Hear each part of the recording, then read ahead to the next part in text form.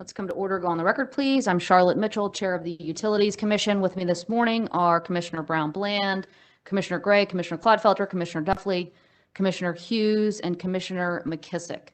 In compliance with the State Government Ethics Act, I remind members of the Commission of their duty to avoid conflicts of interest and inquire as to whether any member of the Commission has a known conflict of interest with respect to matters coming before us this morning. The record will reflect that no conflicts have been identified, so we'll proceed with Public Staff Electric, item P1. Thank you.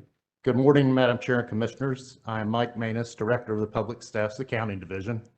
Electric item P1 concerns the filing in docket number E22 sub 563. On April 13th, 2021, Virginia Electric and Power Company, doing business as Dominion Energy North Carolina, or DENC, filed an application for approval of an equipment sale and transfer agreement for the sale by Atlantic Coast Pipeline, LLC, or ACP, of certain telecommunications equipment to DENC. As ACP is an affiliate of DENC, the agreement and associated purchase are subject to North Carolina General Statute 62-153B and applicable regulatory conditions previously approved by the Commission for DENC. Virginia State Corporation Commission approved the agreement on June 2nd, 2021, subject to certain requirements. The public staff has reviewed the agreement filed with the Commission as well as the order of the Virginia Commission. Pursuant to that review, the public staff believes that it is reasonable for the Commission to approve the sale and transfer pursuant to GS 62-153B and the regulatory conditions, subject to the requirements of the Virginia Commission order and the additional conditions set forth in the public staff's agenda item and proposed order. As is typically the case with affiliate agreements, the conditions include that for rate-making purposes, the Commission's approval does not constitute approval of any amount paid by DENC under the agreement, and that the authority granted by the Commission in its approval order shall be without prejudice to the right of any party to take issue with any provision of the agreement in a future proceeding. The public staff's original proposed order was attached to the published agenda as exhibit number P1. Public staff was subsequently informed that there were some numbering issues in its proposed order, and a corrected version has been provided to the Commission staff. Thank you. Move approval of the recommendation. All right, it's been moved and seconded that the item be approved as recommended by the public staff. Are there any questions or discussion on the motion? Commissioner McKissick. Yes, Madam Chair, thank you. I had a couple of questions that perhaps you can help me with. As I know that this section 62-153B deals with what I think of as interested party transactions, between affiliates. Yes. And I guess the thing I'm trying to understand is that they are using what they consider to be the reasonably depreciated book value of equipment as, I guess, the cost that Dominion's going to pay. That's correct. I guess in my mind, wouldn't an appropriate measure be what one would pay who's not an interested party, fair market value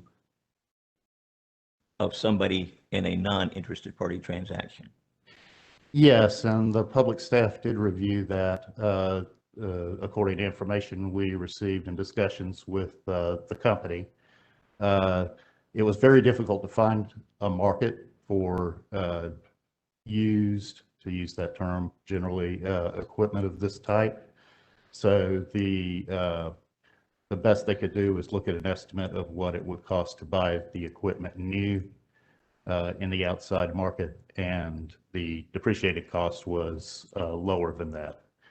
And so we felt that that was a reasonable explanation and provided the basis for accepting the company's proposal to purchase the equipment at a reasonably depreciated original cost.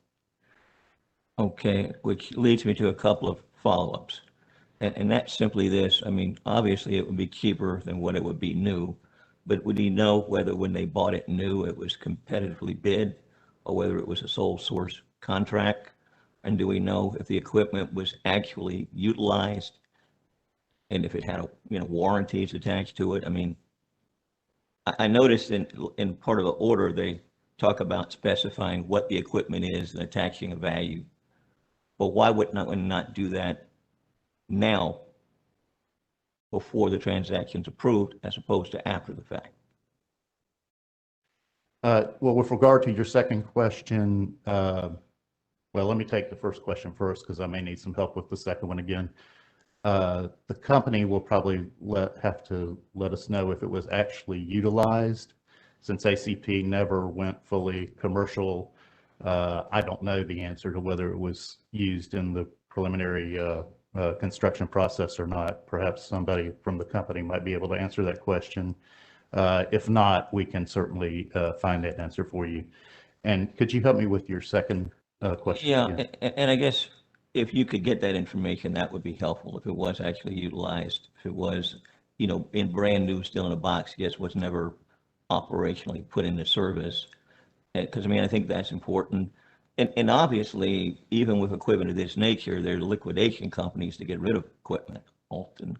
So, I mean, I'm trying to really drill down into what the fair market value of this was, if it was not an interested party transaction. And I guess the thing that I mentioned as part of the second part of the question, seems like when I was looking at the order, it talks about DENC shall provide within 60 days a schedule of the actual transferred equipment by asset description, quantity, and dollar amount. But I assume that dollar amount is based again upon this depreciated value as opposed to some other value. It seems like some of that information will be relevant now as opposed to in approving it as opposed to after the fact.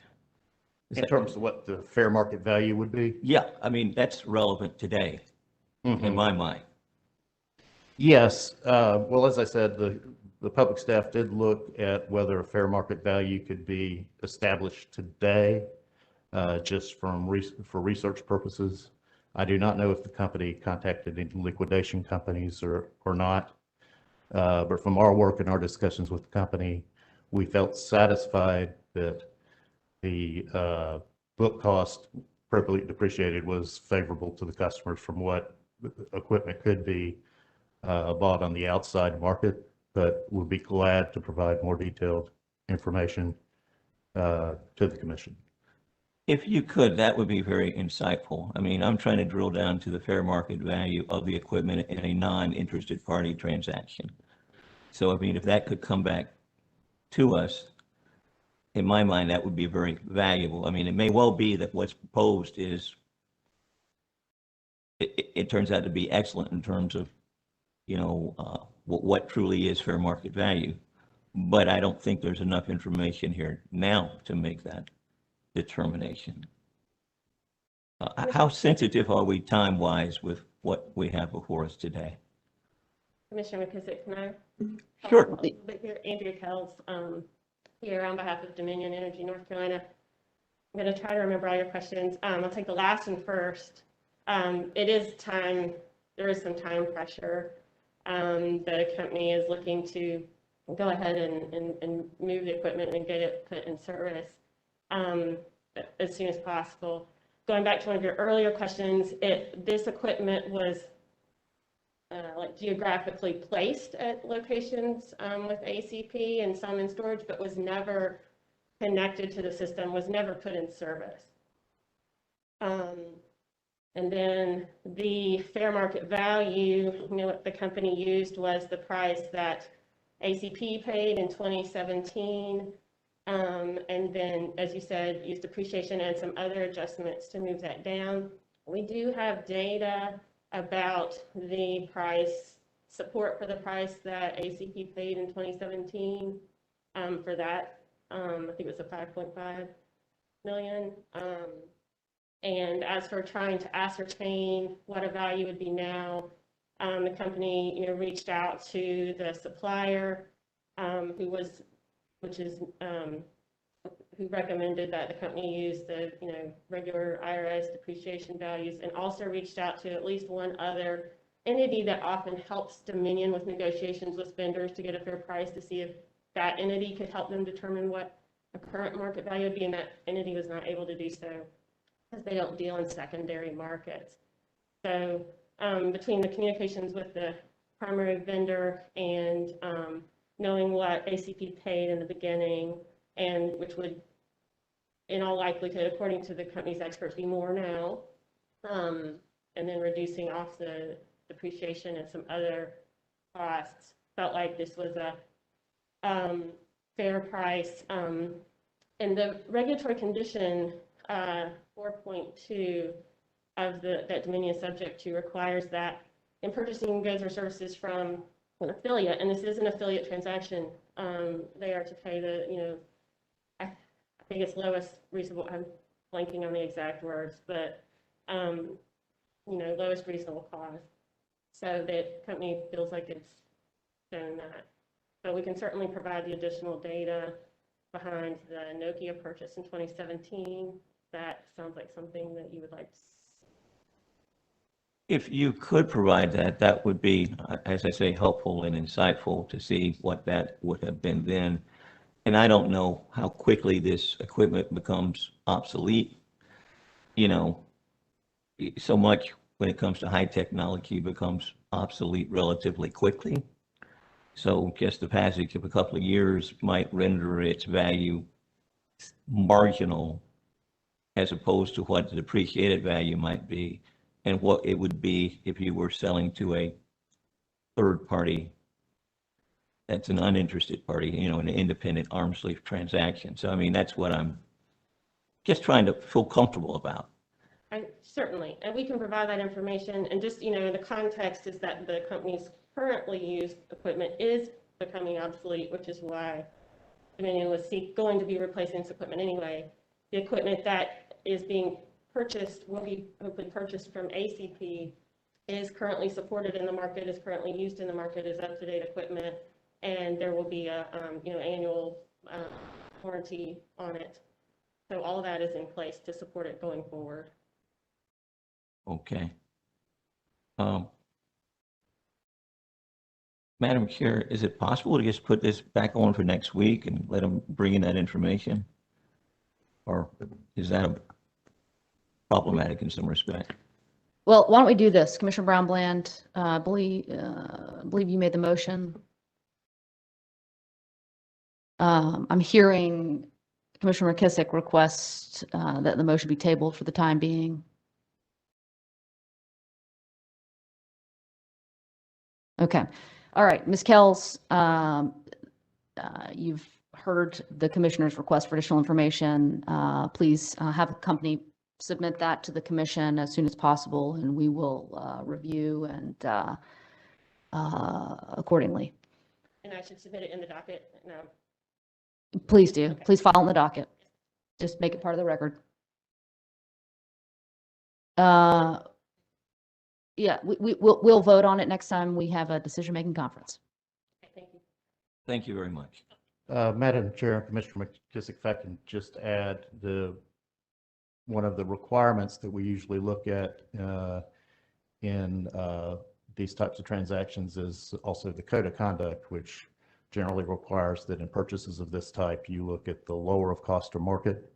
And I will just say that based on the original market price of $5.5 million, that the public staff felt that was highly likely that the cost that they're going to be paying of about $2.1 million would be lower than the current market price. Thank you. Thank you for the follow-up, Mr. Manus. All right.